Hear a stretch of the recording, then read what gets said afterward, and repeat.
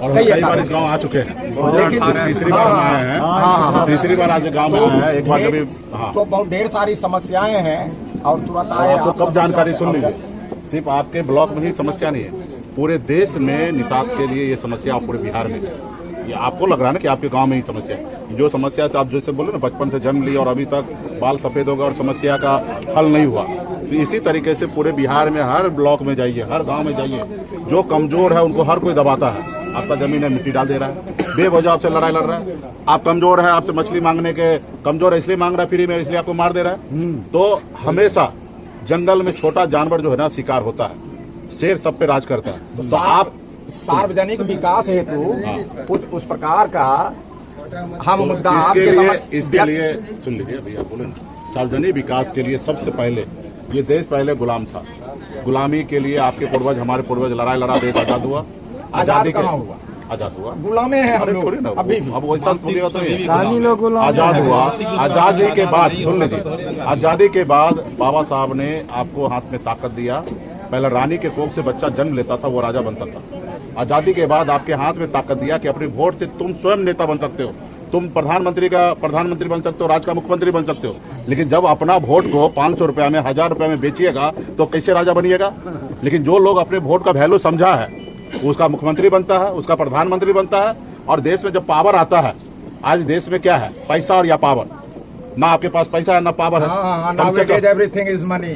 तो आज की तारीख में कम से कम पैसा नहीं होगा तो पावर तो डेवलप कीजिए, एकजुट रहिए।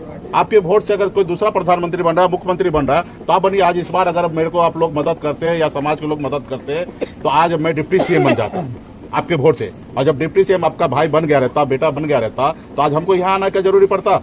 हम तो वहाँ पटना में बैठे बैठे एसपी साहब को बुला लेते कि मामला क्या है। तो जिसके पास सत्ता आया है वो हमेशा मजबूत हुआ। इससे पहले हमारा यादव भाई भी बहुत कमजोर था, लेकिन उन्होंने एक लालू प्रसाद यादव नेता बनाया। पासवान भाई भी कमजोर था, लेकिन रामविलास पासवान बनाए। देश में जब आप मजबूत नहीं होइएगा, अपने वोट के साथ खड़ा नहीं होगा, अपने लोगों के साथ नहीं खड़ा होइएगा, तो कैसे आपका समस्या दूर होगा? आज हम अकेले, जैसे आप है वैसे समस्या में हम भी पैदा हुए। हमारा भी पिताजी मछली मारता था, दादाजी मछली मारता था। 4 रोज घर पे मछली ना मारे थे तो 5वें दिन खाना नहीं बनता। लेकिन माँ बाप ने पढ़ाया लिखाया, बम्बई जैसे शहर गए, मेहनत मजदूरी किए और संविधान को समझे। आज पूरा देश में सरकार को झुकाते हैं, राज्य का मुख्यमंत्री हो या देश का प्रधानमंत्री को झुकाते हैं। क्यों? आप ही लोग के दम पर, क्योंकि आप हमारे पीछे हैं और हम पढ़े लिखे हैं, संविधान को समझते हैं, तो किससे भी टकरा जाते हैं। तो उसी तरीके से इस समाज में वो आर्थिक विकास चाहिए, तो सबसे पहले एक रोटी कम खाइए, लेकिन अपने बच्चे को पढ़ाइए लिखाइए, काबिल बनाइए। और दूसरा, संगठित रहिए, एकजुट रहिए, एक नेता बनाइए, एक छत्र में के नीचे रहिए। 75-80 साल से आपको कोई कुछ दिया है, आपका कल्याण जब भी होगा जब आपका बेटा आपके लिए लड़ाई लड़ेगा, तभी आपका कल्याण होगा, कोई और नहीं। कोई और तो आप पे राज करेगा, राज करते आया है और राज करेगा। और आपका अगर कभी भी भविष्य अगर सही होगा तो दुख दर्द आपका बेटा ही दूर करेगा। तो इसलिए अपने बेटा को पढ़ाइए लिखाइए।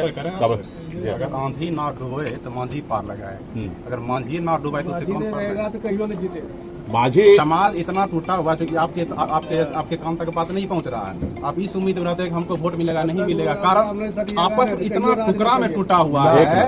एक मिनट सुनो ना बाबू, आप समझ गए, हम आपका जो बोले ना हम समझ गए। आपस की लड़ाई को लेके ये आपके भाई का दियाद में लड़ाई होता है, लेकिन जब नेशनल लेवल पे, राज्य लेवल पे जब आपका हो, आपको लगता है कि मनोहर जी हमसे नहीं पूछ रहा, तो हमको मनोहर जी नहीं पूछ रहा है तो हम क्यों जाए? अरे भाई उनका काम थोड़ा है। आपको करता है। मेरा नाम अमन है और 2018 में पहला कदम आपको किए थे और अनिल सहनी वाला भाई एक मिनट, अभी इतना बहस करने का टाइम नहीं, पक्का बहस करना, ये सब बहस करने वाली बात नहीं है। अगर देखो पहली बार आप पूरे 18 के बाद आप छोड़ दिए, ये आपकी गलती है। अपना तरीका से हेल्प किए।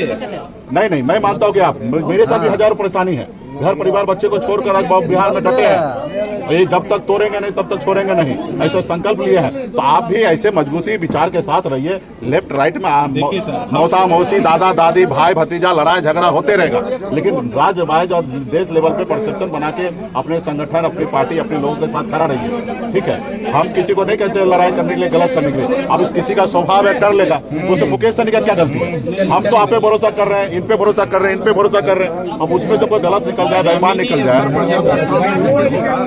तो कोई रतन टाटा इधर नहीं ना, जमीन पे क्या करें? आप तो मेरे से बहस कर रहे हो। ये अगर तुम्हारे पास होता है तो कि पटना से समस्या दूर करें। अब तुम्हारे पास आए तो तुम बताओगे कि ये है, अरे तुम्हारे पास जो बात संगठन को मजबूत करने ये आपका काम है। नहीं देखिए, विशेष रूप से देखिए महात्मा गांधी आए थे लाठी लेकर बिहार में, एक धोती लपेट के। क्योंकि यहाँ जो है ना संगठन नामक कोई चीज नहीं, ये आप ही को बनाना है, हम नहीं बनाएंगे। हम क्या करेंगे? 1 लाख गाँव है, क्या 1 लाख आ जाएंगे क्या? मेरी बात करना लगेगा करवाना लगेगा। चलो